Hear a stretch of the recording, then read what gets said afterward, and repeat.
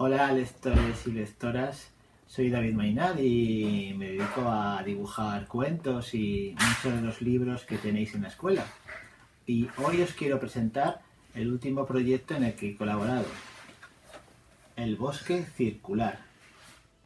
Editado por Libros del Innombrable, en El bosque circular encontraréis dos encantadores relatos para niñas y niños de 1 a 100 años. El arte de Birli Birloque, escrito e ilustrado por Alicia Silvestre, y Dina y el Oviraptor, escrito por Pilar Martínez Barca e ilustrado por David Mainar.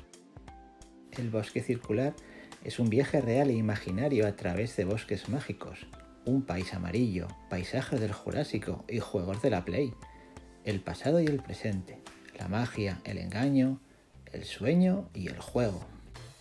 El bosque circular es un canto a la amistad y la diversidad. Os va a gustar.